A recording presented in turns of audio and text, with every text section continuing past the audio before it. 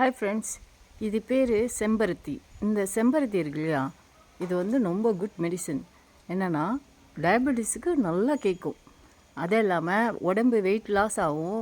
அதை விட்டு ப்ரெஷர் வந்து ரொம்ப ஹை ப்ரெஷர் பீப்புள் இந்த செம்பருத்தி பூவை சாப்பிட்லாம். ரொம்ப நல்லது. சுகரையும் குறைக்கும், ப்ரெஷரையும் குறைக்கும்.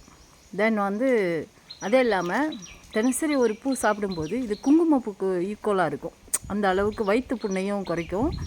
அண்டு அதே மாதிரி நம்ம வந்து இந்த இலை லீஃப் இருக்கு இல்லையா, அந்த இந்த இலையை வந்து நம்ம அரைச்சி ஹேரில் வாஷ் பண்ணோன்னா ஹேர் ஷைனிங்காக இருக்கும் அண்ட் ரெட்டிஷாக இருக்கும் ஹேரு. அண்ட் வந்து மோர் மாய்ஸ்டர். தென் இந்த இந்த செம்பருத்தி வந்து நம்ம ஒவ்வொரு வீடுகளையும் வச்சுருக்கணும். ஆனால் பாடி மோர் கூலிங் உள்ளவங்க, ரொம்ப பாடி கூலிங் ஆகுது அப்படின்னா அவங்களுக்கு இது ஜலதோஷம் பிடிச்சிக்கும். அது மாதிரி இந்த செம்பருத்தி பூ எல்லோரும் சாப்பிட முடியாது. தென் ஜலதோஷம் பிடிச்சிக்கும். உடம்புக்கு ஒத்துக்கிட்டால் மட்டும்தான் இந்த செம்பருத்தி பூவை சாப்பிடணும். ஸோ சாப்பிட்டோன்னா உடம்பு நல்லா ஷைனிங்காக இருக்கும், நல்ல கலர் கொடுக்கும். நீங்கள் எஜிப்ட் போனீங்கன்னா இந்த செம்பருத்தி பூ இருக்கு இல்லையா, இதோட பவுட்ரு பண்ணி வச்சுருப்பாங்க. ஒவ்வொரு வீட்லேயும் காப்பிக்கு பதில் இதான் கொடுப்பாங்க.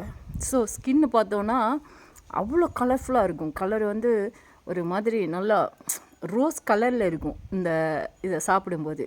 ஸோ இது துவராகவும் இருக்கும். இந்த ஃப்ளவர் நம்ம வயிற்று புண்ணை வேற ஆற்றும். ஆனால் இதை ஸ்ட்ரைட்டாக சாப்பிடும்போது ஜலதோஷம் அது எல்லாருக்கும் ஒத்து வராது. தென் யாருக்கு உடம்புக்கு ஒத்து வருதோ அவங்க சாப்பிட்லாம். It's very good medicine.